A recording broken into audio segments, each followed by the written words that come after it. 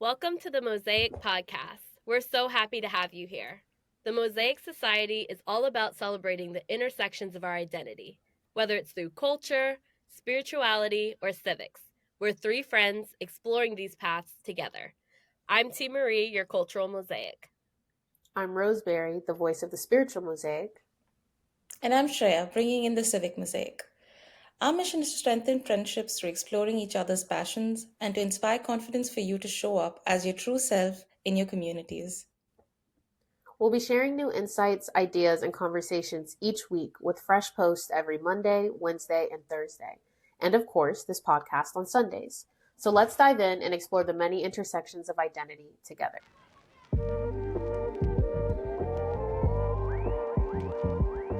Hi guys, how's everyone's day going? How's your week? Ooh. I forgot this is also a video, so yeah. Hi everyone. I was like, why are they waving? That's so weird. Okay. So today we are talking about our youth or childhood, if you will. There's a lot about this topic, a lot of places it can go, but hopefully we kind of narrow it down a bit. We don't go too crazy. But to start off, let's talk about ourselves as kids. How do you perceive yourself as a kid? Who did you see yourself being? How do you perceive yourself with the people around you when you were alone, with your family? Tell me more. Who was Shreya or T as children? As a kid, I was so bright-eyed and bushy-tailed. Kind of similar to now. I was goofy, super positive, and I was like the epitome of the youngest child. I was also like the only girl growing up in the house. It was just me and my mom and then my brothers and my dad. But I always wanted to be like seen as helpful and just someone who was really good to be around and helping others and open-minded. So I think that really informed like the career paths that I thought I wanted to take as a kid. I initially wanted to be a pediatrician and a singer. Not or, both. I want to be both. I don't know how I was going to manage it. But yeah, I loved kids growing up. I have a lot of younger cousins, so I think that kind of fueled it. I was always around like younger kids. But alas, I don't like math or science, so that quickly left as soon as I started school for real. And then singing, nah, it just wasn't gonna happen. You know, it's like you carry a few tunes. The second I try to do something else, it's like, wow, not good. So I think that was just like my initial thought of where I wanted to go, especially like, you know, like you just have things like when you're with your parents and families, they kind of inform the type of occupations you might want to have. Like, oh, I want to be helpful to the world. So a doctor, there are people who save people and help people live healthy lives. So I think that's initially kind of how I landed on that, but it definitely changed as I got older. So me as a kid, it was fairly similar to wanting to be helpful. But if I'm being honest, I don't really remember much of my childhood. There's bits and pieces in there, like the important moments, like middle school, quote unquote, graduation or going to Disney World. Like there's bits and pieces there that I remember. But for the most part, when I think of my childhood, it's kind of just blank. From what I do remember, though, I really loved and wanted to protect and support my family and others. Like I've always just kind of been some form of an advocate one way or the other.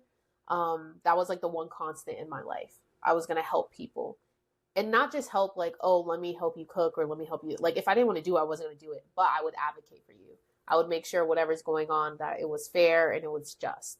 So that was really the one constant I can think of as a kid, the way I perceived myself and the way I perceive myself within the world. Other than that, I honestly do not remember anything else. But yeah, what about you, Shreya? I don't remember all that much. I mean, I have a few memories. I remember what I felt, but I wasn't thinking a lot. I don't think I was thinking a lot. I've always been a dreamer. Mhm. So how did I see myself? I thought I was smart and pretty, and I was very, very loved. So I was a little bit of a brat. So I saw myself as someone who could achieve anything. That's how I saw myself. I don't know. I don't know what I wanted to be early on, but I've always had a fascination for science and medicine, though I was not very good at it. So perhaps that's what it was early on. But apart from that, I don't think I had any specific idea of who I was, because I was still growing at that point. I love my family. I'm an only child, so I didn't have siblings or anyone else growing up. So I remember feeling I really wanted a sibling early on, because like I'd ask my mother every day, and she'd be like, "Okay, we'll see." But that's what I remember of my early childhood. That I had a lot of fun. I was very confident, and I saw myself being able to do anything that I wanted. That's what I remember. I agree with that now that I think about it. I do feel like before I had like, you have like a burst of like consciousness like around middle school where you start thinking about different things. Before that happened, I remember being very confident and self-assured in myself. Before I like really saw the world, I really was like, wow, I can do anything. Like I had a really can do attitude. So I agree with that. It's a shame that that kind of goes away, you know? I cannot relate to that statement. I'm so sorry, but I just can't. I've always been confident, borderline prideful, honestly. I think it has something to do with like growing up with so many sisters. Like, I'm a family of 7 or 8, like my parents and then me and all my sisters. And I think my parents did a really good job instilling with us or instilling in us the belief that we can do anything. I will say I will give credit to us being first generation Americans because you're already at a disadvantage. Like, we're dark skinned and we're black, we're dark skinned, we're Muslims, we're women, like in all the identity categories, we were already like quote unquote bottom of the barrel. So I think I kind of knew the world was against me. So I was just like, F that. Like, it's fine. Like, I know I can do it. So when I saw the world, as you said, like in middle school, I wasn't really surprised. So, like, I think I've always been confident. Again, borderline prideful. I work on it. But yeah, I think a lot of times the different phases we have in life can kind of influence our perceptions again of ourselves and the world. So, what would you guys say are like the happiest and saddest phases you've gone through, whether it's just like a moment or experience you had with people, or if it's like, oh, when I was in middle school, this happened and it shifted my perception. Or when I was in high school, this happened and it made me happier and shifted my perception in a positive way. For me, it's hard to pinpoint exactly like the saddest or even the happiest moments of my life. I'm thankful, like when I think back on my life, that I'm kind of constantly content, if that makes sense. Like Mm-hmm. Agreed. just like really chill and I kind of go with the flow. Not to say that sad things don't happen and happy things don't happen. Like I've had a lot of things that have, made me feel down and also a lot of things that I've achieved I'm really proud of myself about. But one time frame that I will say I kind of realized I took my contentment for granted was COVID. It was just a hard time for everyone, obviously. But I just remembered, like, wow, there's little things that I used to be able to do that I can't do. And we all feel stuck in this space, and the news is only negative and a lot of people are losing a lot of people that mean a lot to them. And so I am gonna say one thing. One time we talked about like what we thought our weaknesses were for each other, Mm-hmm. me, Shreya, and Rose did. And I'm going to share what Rose said for me because it was very true. She said that I let life pass me by sometimes. And I think Mm-hmm. it was true. The second she said it, I burst out laughing because I was like, wow, you read me. But I think I felt that the most in COVID, especially since it hit when I was a freshman in college. And I was just thinking about, wow, I should have went out of my way and did this. I should have made friends in this way. I should have just did something that I didn't do. And I think that was the main parts where I realized like my contentment, it's great. And it's like, I feel like it keeps me mentally like sound. Sometimes it's like life is great in the extremes sometimes. The more so the positive ones, but I want it to strive to have more positive extremes after that, if that Mm. makes sense. No, it definitely does. And I think a lot of people can relate to that. I feel like COVID was an eye opener for a lot of people. Didn't they call it like the great resignation or something like that? Like a bunch of people were quitting their Yeah. jobs. Yeah. So I think a lot of people relate to that. On the thing you talked about with like happiness, I'm so happy you said that. Because when I was reflecting on this, I thought I was weird because I literally wrote, um, when I'm happiest, life in general. Like I have sad I have sad moments and difficult moments and then everything else is just happy. Like I can't think of a moment where I was like, "Oh, this is the happiest I've ever been." I'm just Yeah. always happy. I think I give a lot of credit to my faith because of that. I've just always been very secure in my safe or not my safe. I've just always been very secure in my faith, and I think because of that security, I've just always just been in awe of the world around me and all that I'm able to take part of. So I can't really compartmentalize happiness in my head. It's just like Mm. I wake up, I'm happy I woke up. I'm drinking water. This water tastes so good. I love it. I go outside. Oh my God, there's that one crack in the concrete. It kind of looks like Justin Bieber. Wow, that's really cool. Like I'm just always kind of like awe of what's going on. As for saddest, I do have my sad phases. I would say like probably one of the most difficult parts of my life was my junior senior year of high school, mainly senior year of high school. I got a concussion. I played volleyball for like 10 years. So I got a concussion my senior year, my last year playing volleyball. I had never really been injured before, which was crazy. And that last year I got this concussion. And so I couldn't play volleyball anymore. I couldn't take part in theater. I couldn't really focus on school. Like everything was just kind of crazy. And I've struggled with anxiety my entire life, like always. And I think that concussion just kind of like was a catalyst for me addressing my anxiety. I got diagnosed with like anxiety depression by like a couple of doctors for the first time. My grades were kind of suffering because I couldn't concentrate. I became really distant from my family. And I had this whole identity crisis and I didn't want to go to my dream college anymore. Like I always wanted to go to UNC. And then I got to my senior year and I was like, what is UNC? Like, who cares? Who am I? And so, which is why I ended up going to the school I went to. I just literally, of all the schools I got accepted to, I just randomly picked one. And I was like, let me just go there.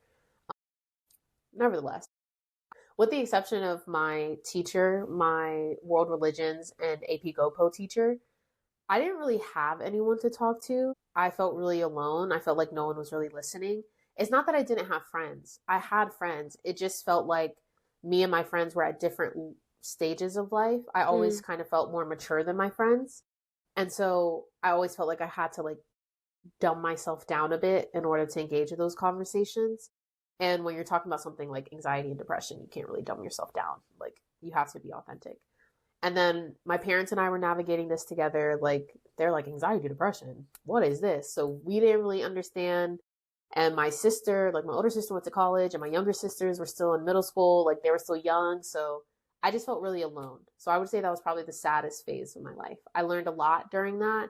And I'm really happy I had that when I had that experience when I was 16, 17, because now I can deal with all these other things that are going on, all these other difficult moments, because I had that at such a young age, if that all makes sense. Oof, I was talking. I really like the part where you both said that happiness was the constant and sad faces or sadness or difficulty came as an interlude to that in a way. Mm-hmm. That the general was happiness. And that's really nice. That's also a really positive and a healthy way of looking at life. Yeah, I need to develop that. I do. So, if I have to look at the happiest phase of my life, okay, the saddest is easier. So, I'll just go with the saddest one. I think the saddest phase of my childhood, or let's say adolescence, was when I shifted back to Dubai in the 11th grade, 11th and 12th grade. Those 2 years were by far the worst years of my life from what I can remember. I think it was less about what was happening and more about how I was dealing with it. In the sense that I was having difficulty at school. A lot of, is social bullying a thing? Is that a, yeah, Like so I think there was a online. lot of, Cyber? no, no, I wasn't, this was back in 2012, 2013. I don't think cyberbullying was that big back then. At least not in my circle. It was more in the sense that you're not getting physically bullied, but it's in a way of being pushed aside. Mm-hmm. So that's what I meant by social bullying. I don't exactly know what the actual term means, but anyway, there was a I lot think of it's just, oh, sorry. I think it's just bullying. okay, all right. There was a bit of bullying, and it was a huge change. And the thing is that I have had difficult phases in school. We've spoken about this. I can write an entire novel on on my bad experiences at school and with teachers and with kids. Not that I was a saint, but I can write a book on it. But the thing is, when I went there, I realized that I didn't have the bandwidth to deal with it anymore. That I Mm, could have dealt with the issues that I was facing in a more mature or in a more productive manner, but I didn't do that. I wasn't able to do that. I was just so lost in my head. I don't know whether it was the hormones or it was the movement or I was mm, just tired. Plus, school was getting harder. It was much harder than the 10th grade. And that combined with the moving and with the school situation and the social stuff, I just couldn't deal with it anymore. So that was the most difficult phase of my life because it was just a constant day in and day out of misery. I didn't know what I wanted to do. I thought I was completely incapable of doing anything. I had no one to share it with except my mother, whom I didn't want to share everything with because she'd get upset, or I thought she'd get upset. And it was just really lonely. And mm. I was pretty nasty to everyone around me as well because of that. So that was the saddest. But the happiest phase of my life was when I was between the 7th to 10th grade. No, 7th to 9th grade. The thing is, it's really funny because I was being bullied again at school. So my only group of friends stopped talking to me completely. And what they did is they didn't give me any explanation. They stopped talking to me, and I was like, what's going on? And they also made sure nobody else would talk to me by spreading all these rumors. After I got through that initial phase of being lonely, I felt so relieved that I don't have to adjust to anybody else's idea of who I should be. I can be who I am.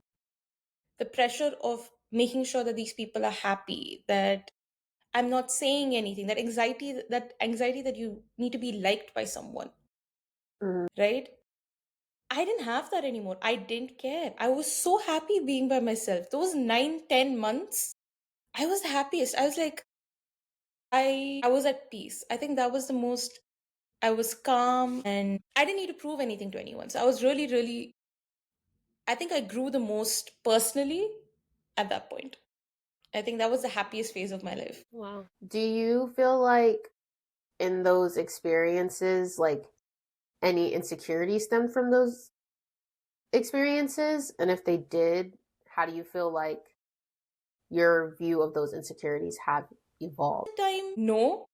But as I entered college, I realized that yes, I did develop social anxiety in the sense that I would always overthink what I was saying, how it was being perceived, that people don't like me in general, and that I would always overthink. I still do it sometimes. I still catch myself doing it, even though I try to rationalize it Mm-hmm. by saying that what evidence do you have to believe what you're saying or what you're thinking? And then that would help me a little bit. But I think a lot of expecting to be alone, the expectation of being alone, and it's okay to be alone was something that I developed at that point. Yeah. So insecurity is about making friends, staying friends, being liked. I think those came up. Yeah. How do you feel like they've evolved like to who you are today with those insecurities? Are those still insecurities that you have? Do you think that your perceptions on them have changed? I've learned to, so the thing is, I don't know why. It's like a delayed manifestation of all trauma. People deal with this, like something bad happens, they deal with it, and then they move on and they develop mechanisms to deal with it because it doesn't go away. I never realized it, and when I did realize it, it was 10 years later. So this happened when I was in the 7th grade. I'm realizing is in the second year of college. My second year or third year in university, I realized that, oh, I have this issue. How it has evolved that I can differentiate. I have started to be, I've, um, okay, how has the insecurity evolved? Hmm. Before you continue answering while you think, I just want to say it's very, very normal for there to be delayed manifestations of trauma, especially trauma from a young age. There are very few people on earth who can experience a trauma, process the trauma, develop mechanisms to live through the trauma. Very few. Even therapists, even researchers, academics who do study this topic, who have experience in it, can't do it themselves. It takes them a while. So I'm telling you, it's normal. It's normal for something that happened when you were like 10 or 11 or 12 to bother you when you're 21. Like, it makes sense. Well, T, what about you? What insecurities do you feel like you had as a kid? How did you perceive them? And then how have they evolved? Yeah, so I think the main insecurity that I had in my youth was my weight. I've always fluctuated with my weight, but I think specifically when I did have the times where I was kind of at my heavier points, I was very conscious of, okay, prior health things that are in my family. So I want to make sure I'm watching this and I don't want to take on bad eating habits and everything. So I was always very conscious of that. And then I think I started looking at my appearance differently and I became really self-conscious about the way that I looked. I think I'm still working through that, but I think I've evolved in a way where it's much healthier the way that I deal with it. When I was younger, I would like say, "Oh, I'm not going to wear this or I'm not going to eat that or I'm not going to do that until I get to this point where I'm happy and I feel like this is like a healthy place to be." Now, I don't stop myself from living. You know what I mean? Like Ooh. I will still sure, my tummy might look weird in those leggings. I'm gonna wear the leggings anyway. You know what I mean? Mm, And because I feel like there are so many times where it's like I just didn't do what I wanted, and it's like, wow, there's my childhood. That's a piece of my childhood that I just didn't do because I was so concerned about, oh my God, are my back rolls gonna look a certain way, butt gonna look too wide? Like, you know what I mean? Things like that. mm, And I think that has further manifest a bit into like my appearance, how people perceive me. I care a lot about how other people view me. And I think it ties together. I think it's why when I go certain places, I want to make sure my clothes look right. I want to make sure my hair is done. I just want to look a certain way because I care so much about people's perception, which I'm working on. And also, similar to what Shreya said, a little bit of social anxiety as well. I'm very observant when I get into new groups of people, like just around new groups of people in general. And I tend to adapt based off of the people that I'm around. mm. Yeah, so it takes me, I have like a warming up period. I'm very quiet and then I Me too. sometimes am just myself and I'm bubbly the way I am with my family, with y'all, with a lot of my other friend groups. And then sometimes I'm just chill and I'll do what the rest of the group tends to be doing. But yeah, I feel like I've just developed better ways to manage my insecurities and we're on a weight loss journey and you know we're going to get there, but I don't let it weigh on me too heavily anymore. I think it's just not necessary to do that because like everyone's on a journey. You know, I have things about me that other people wish they have. You know, like everyone feels that way. You're your Mm-hmm. toughest critic. You know what I mean? So yeah, I think it's healthy. It's still a journey. I manage it so much better now, but yeah, I think that's kind of how it evolved. My weight turned into insecurities about my appearance and then social anxieties. Yeah. When you said you don't let it stop you from living, first off, beautiful. Secondly, do you feel like COVID had played a role in that? Like when you said earlier that during COVID you were like, "Oh, I wish I did this. I wish I did that." Do you feel like COVID helped you evolve in your perception of that insecurity or change your mindset on it? A little bit. I think it helped influence in other ways. I think I go on a weight journey every like year or so. So obviously something started off with that again, but I think it helped inspire me in other ways like being taking more initiative and like seizing things that I wanted. I was way more active on my university campus post COVID than I was prior to COVID. And I think that did tie into the insecurity as well of like, oh, I don't want to be rejected based off of my Mm-hmm. personality or how I look. So I do think COVID did play as like a good reset for me. That makes sense. For me, I used to think I didn't have any insecurities as a kid. Like I genuinely thought something was wrong with me. I was like, I don't.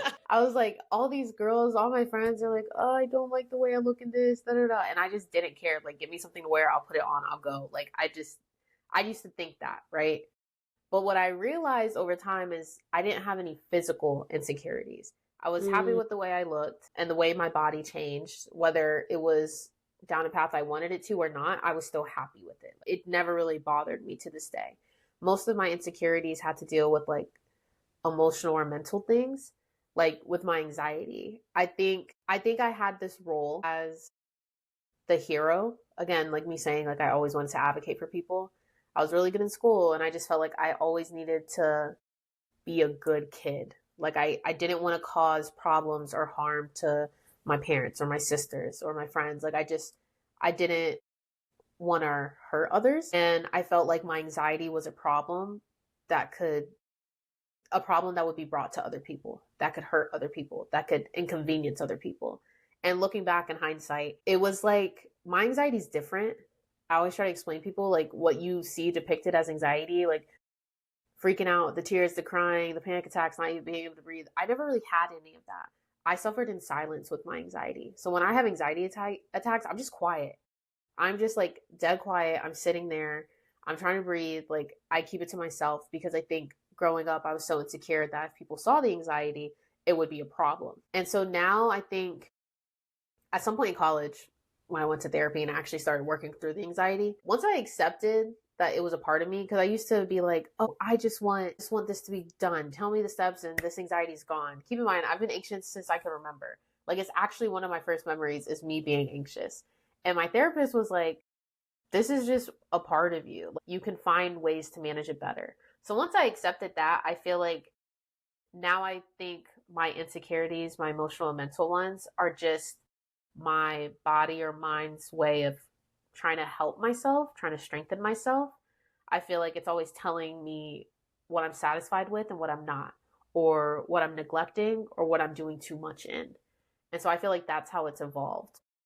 Yeah, at first I think I didn't start working on insecurities until college because I really didn't think I had any because mine weren't physical. And I feel like a lot of times people talk about physical insecurities more than Mhm. emotional and mental ones. And so I kind of had to figure out on my own, like, oh, this is an insecurity, go fix it, or go deal with it, figure it out, and then go from there. So it's a journey, definitely. Still got to work on it for sure. When you were speaking, it made me think about that song from Encanto, Surface Pressure, with the character Girl, Luis. Encanto got me. Encanto got me. Surface Pressure and even Isabella's song because Mm, I feel like my older sister Fatu is more like her, like Luisa. I'm more like Isabella in the roles that we play, not necessarily character traits, but the roles that we play in our family. But Surface Pressure, I do feel deeply, deeply, deeply in one aspect. And then Isabella's song about like just growing and like, oh, it's not beautiful. It's just is. It's just me. It's just mm, expression. Definitely felt that in my soul because it kind of goes back to what I talked about with education, like how I used to love learning and then it became competitive. I mm, think I had to learn like I can still learn, I can still love learning in my own way, and that's okay. Like I yeah. don't have to love learning to the point where I love getting an A and getting an A plus and the best paper in the class. I can just love learning to learn. I can just love storytelling. I can just love ABCD. It doesn't have to be in the way that's deemed as acceptable or as is deemed as an accomplishment, if that makes sense. Yeah. I can't believe you brought up Encanto. No, Encanto, I would love a survey on Encanto and the way that it changed families' dynamics because Lin Mhm. Manuel really called people out with that movie, hands down. But what about you, Shreya? Did you have anything else to add about insecurities and how they evolved, or nah? I was just so busy thinking about what you guys were saying. I didn't think about my own. Yes, I think I spoke about social anxiety and insecurity about not being liked. And I think that what has evolved is the way I deal with it. Because I think I've gone through this journey where initially I didn't know I had this issue. Then I knew I had the issue, but I just didn't know how to deal with it. And now I've learned to develop mechanisms through which I can deal with it so that it doesn't affect me as much as it used to. Like, I still overthink when I meet even the closest friends. Like, what were they thinking of me? I think there are very rarely, very, very, very few people that I don't overanalyze. The interactions with whom I don't overanalyze. Very few. And I think I've also, like, if suppose when I go through that rationalizing process that I've developed for myself, which my therapist helped me with, by the way. She was very kind and she helped me with this. I'm not taking all the credit. She helped me develop these processes. And when I come to the conclusion that hey, my insecurity, my fear, whatever was making me anxious is holds some base, I've also developed a way of being like, okay, all right, move on. So that's one thing. And then I have developed serious body image issues. I That's something that happened um I think as a teenager. Yeah, that's when I developed these issues. Kids are cruel, okay? Mm-hmm. And they say mean things to each other, especially in back in India.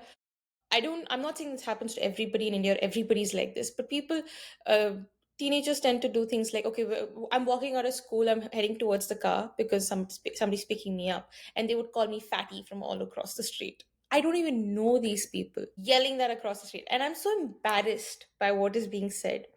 And then Things like, so initially I didn't really care about how I looked. I thought I was pretty and I would wear whatever I wanted.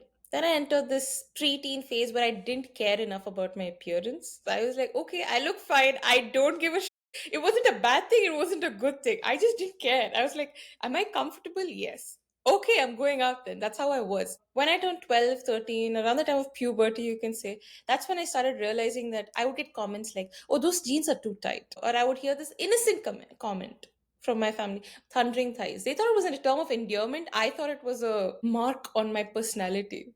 They used to call me thundering Mm. thighs. And it used to make me feel really bad. So I stopped wearing skinny jeans. Till date, I do not wear skinny jeans. It's just something that I cannot wear.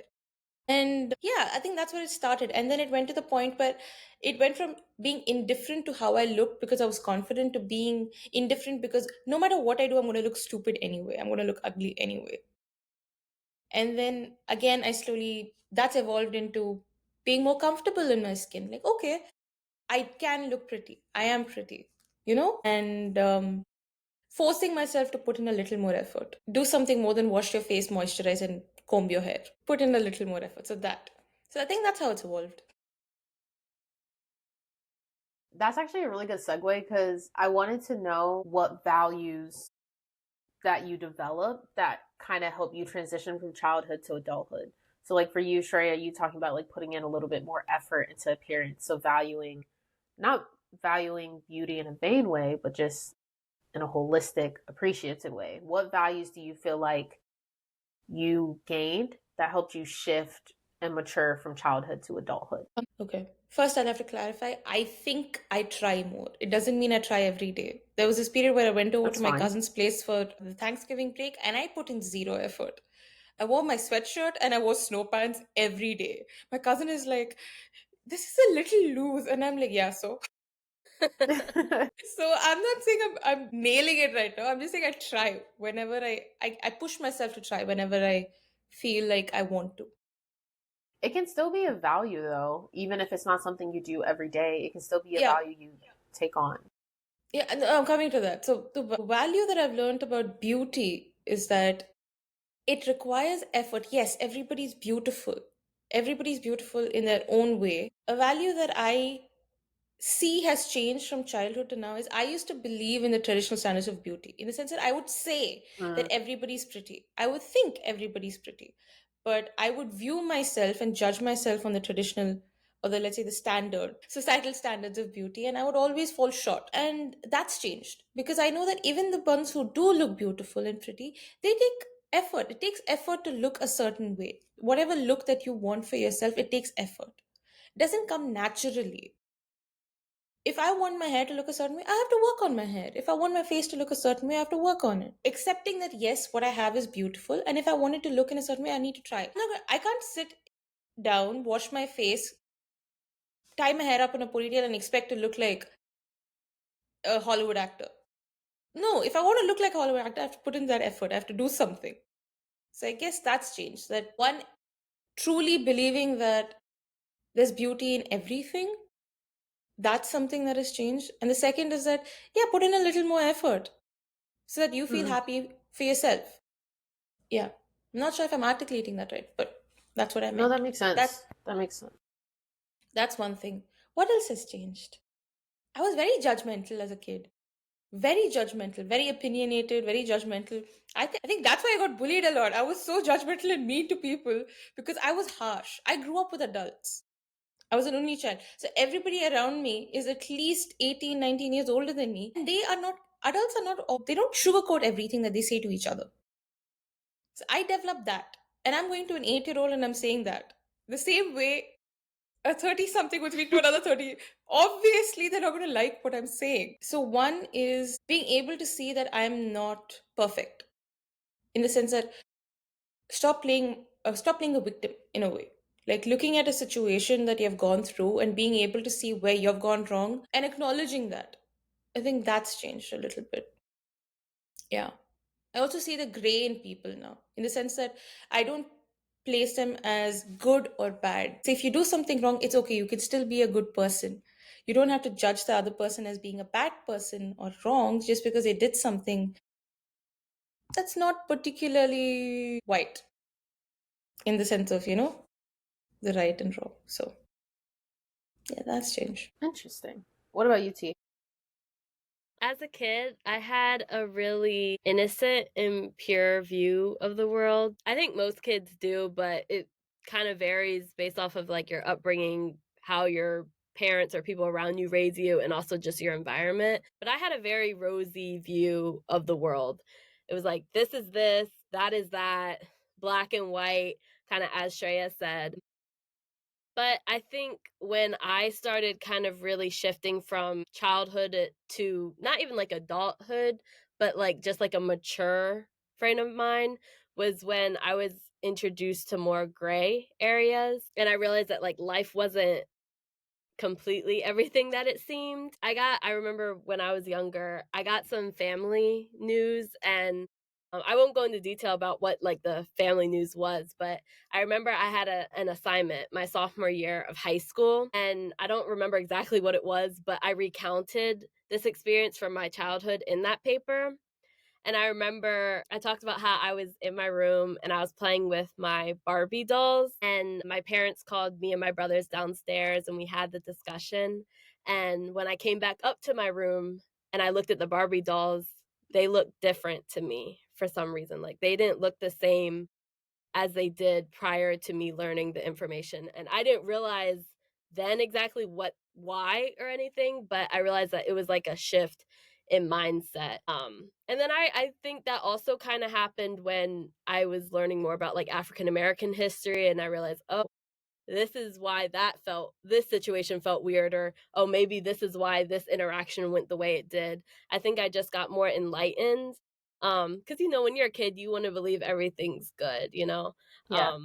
I think when I started, this sounds a little negative, but doubting the world, I think is when I realized or thought critically. When I started thinking more critically, that's a better way to say it.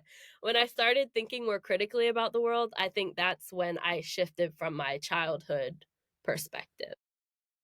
When you say critically, what do you mean exactly? In the sense I that didn't the rose-colored glasses came out. Like I didn't just take things at exactly. face Okay. value. Yeah. When I started really seeing things and like, oh, maybe it's this, it's not just that. I think that's when the changes started. And did that change your disposition? Did that make you happier? Did that make you more jaded? How did that make you? That's a good question. I don't know. That is Okay. a good question. I don't know. Maybe some things I felt a little bit jaded, but I don't think my overall disposition of positivity didn't go away. Okay. But I think for some situations probably it did. Okay. Hmm. I'm so sorry. I feel I went through the same thing. Like the entire thing about where I said about seeing the gray in people, that Mhm. happened.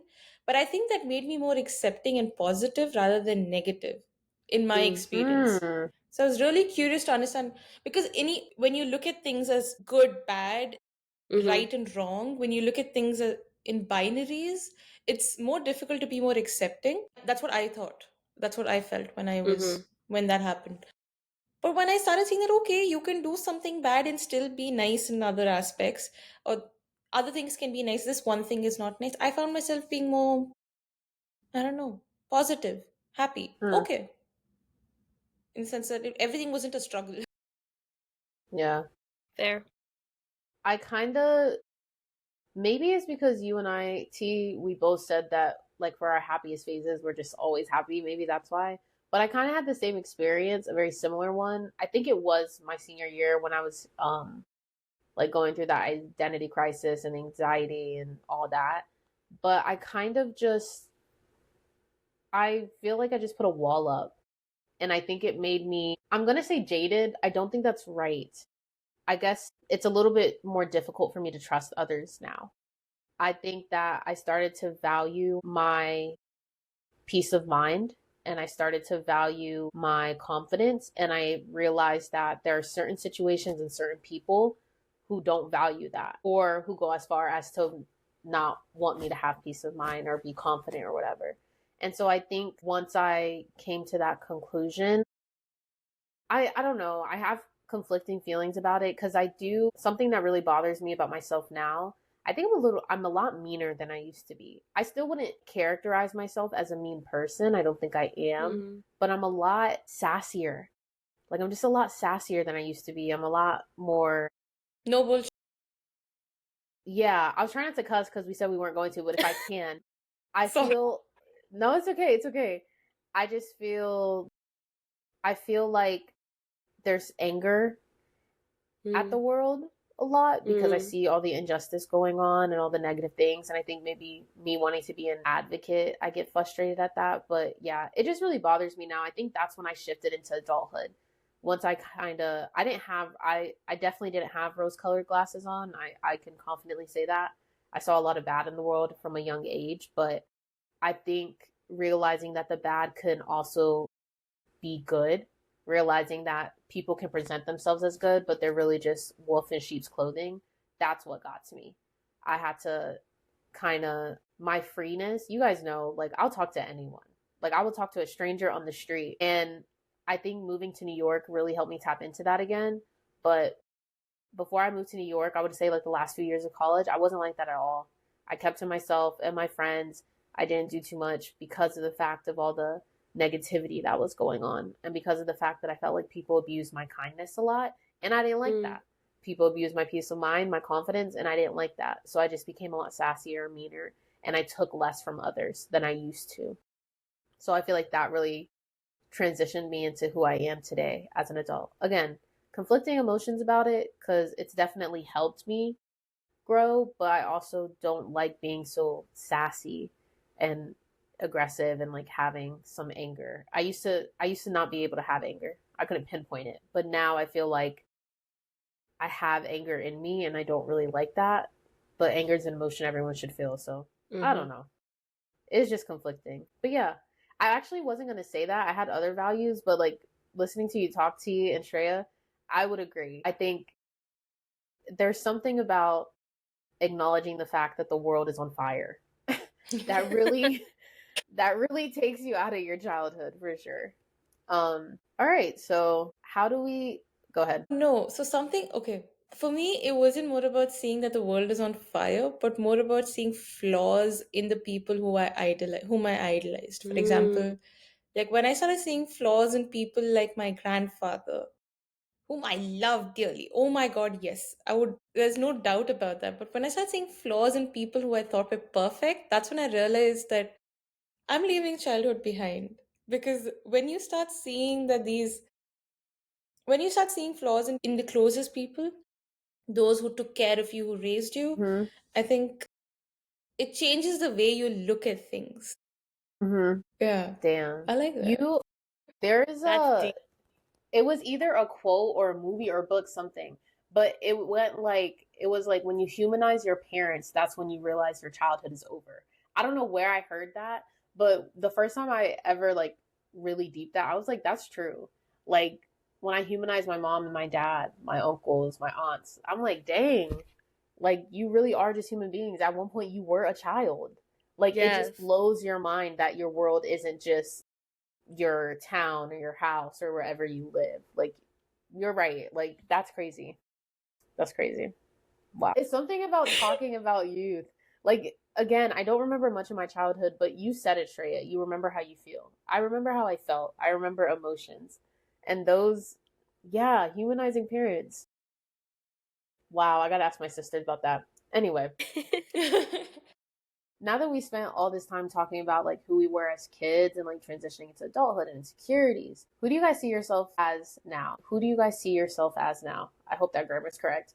And who do you want to be? How do you want to evolve? Because we're still young. I said this earlier, not in the podcast, but like we're still young. We're in our 20s. We're not even in middle age. So how do you see yourself now? Shreya, you are not in middle age, okay? You're not close to it. And you're not close to it. So just accept that. Okay. But how do you guys want to evolve? How do you see yourself now? How do you want to evolve? Even though I'm 23, pretty much 24, and I'm through grad school, I still feel like I'm on like is this the right word? Precipice? Precipice, yeah, yeah. Precipice of like adulthood, cuz even though I'm an adult, I don't feel like I'm quite into adulthood yet, because there's just, like, Mm-hmm. still, some life that I have to live to get there. But I see myself as someone who's, like, on the brink of, like, the rest of their lives, and this feels like the time where it's like, you have to make these decisions because the rest of your life is, like, ahead of you, so it feels like such, like, a important time, and I see myself as someone who has all the tools. I have all the tools that I need to get where I need to be. It's just I don't quite know the journey yet, and even though I don't feel ready all the time, I am. I'm ready. And where I would like to go is someone who is career driven, more sure of herself and her direction that she's going in, and someone who is stable happiness wise, relationship wise, financially wise, So, yeah, it feels like the beginning of something. That's how I feel now. But yeah, there's just a whole journey ahead for where I want to be. That's how I felt when I graduated undergrad, 2022. I felt that everything you just described, that's how I felt. And then on top of that, I felt unaccomplished. I felt like I had Mm, accomplished nothing in my life. And looking back now, the last 2, 3 years, I think they were so difficult because I hadn't accepted the fact that I was an adult. It's not that I didn't want to be an adult. All my life, I was waiting to be an adult. Being a kid sucks, okay? You don't have the freedom, you can't do what you want, whatever. But I think I wasn't prepared for adulthood to be so difficult so early on. Like getting a full time job, moving to a different state, getting your master's degree, having to navigate different relationships and friendships and like how it affects you. I think I wasn't prepared for that, and I wasn't accepting the fact that I was unprepared for something I was already in. So that's how I used to feel. I think now, since graduating and moving back home and having all that experience, I'm just here. Like I'm just happy to be here. I just perceive myself as someone who's always doing something.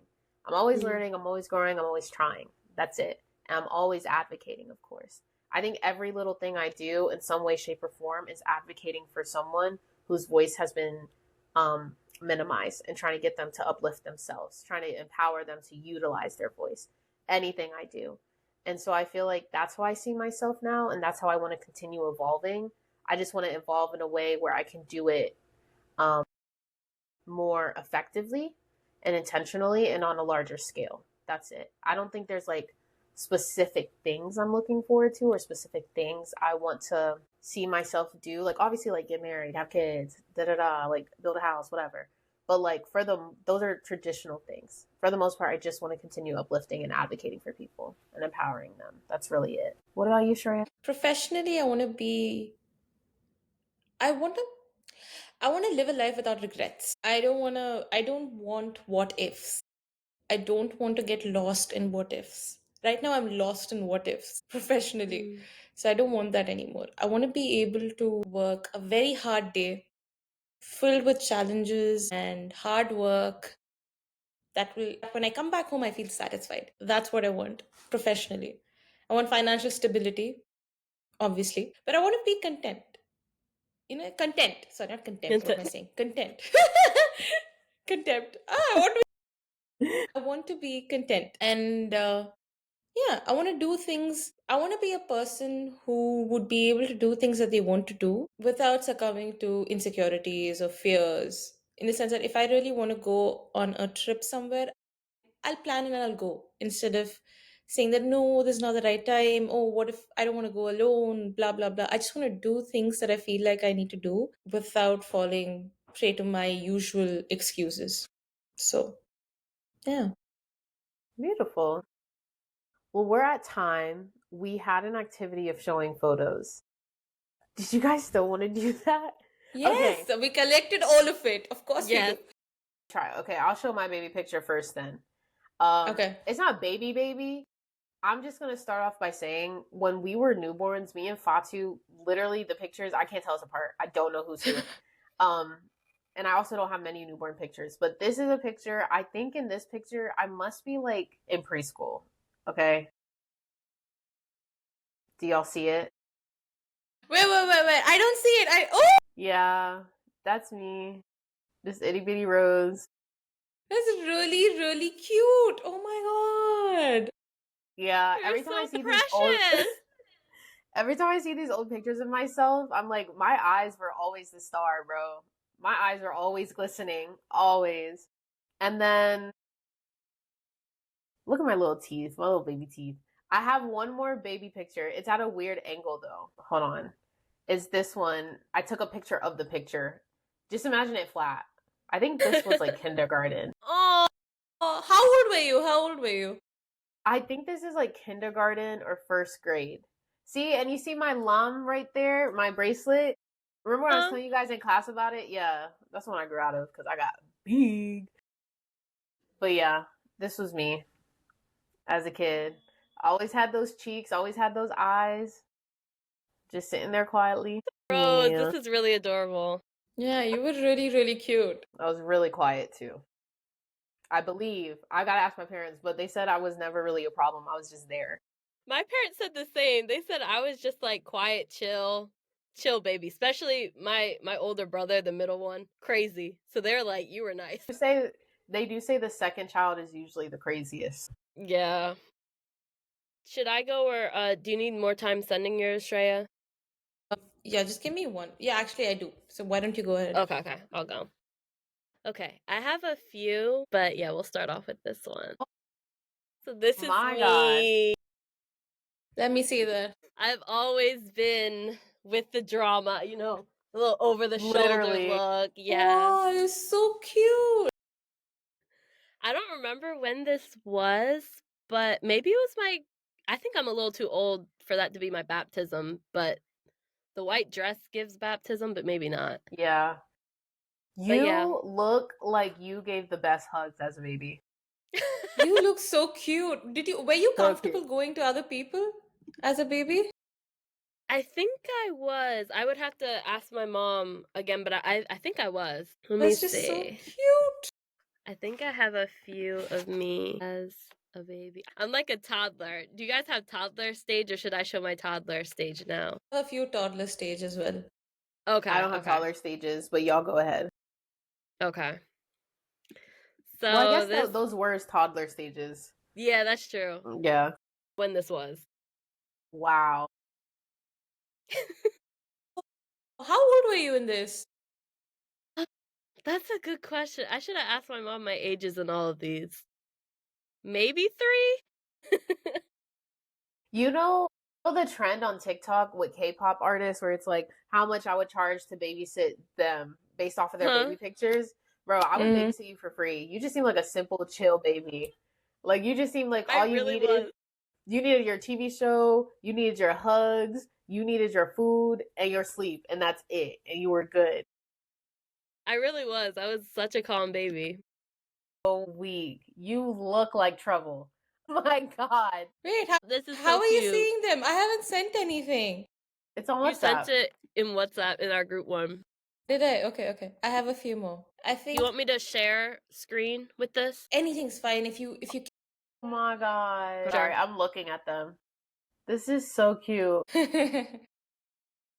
So cute. God. T, my ears. Please. Alright, I'm sorry. Bro, look at little Shrek. Yeah. That's I think this was me when I was around a year and a half. Yeah. I was So a You look so big happy. precious. baby. I was a very, very happy baby. I was a very happy child up until I was like 8 years old. Very, very Mm. happy. Very loved. Oh my God, my parents and my family just loved me. I was the first grandkid on my mother's side. So they loved me to pieces. They love me to pieces, I think. Thanks for tuning in to the Mosaic podcast. Don't forget to follow us on YouTube, Instagram, and Spotify to stay updated on new posts and episodes. Also, tune in to our blog where T. Marie posts every Monday, Roseberry every Wednesday, and I, Shreya, every Thursday. We're grateful you're here, and we look forward to embracing the intersections of identity together in the episodes to come. Until next time, Stay curious. Stay true. and stay unapologetically you. Bye.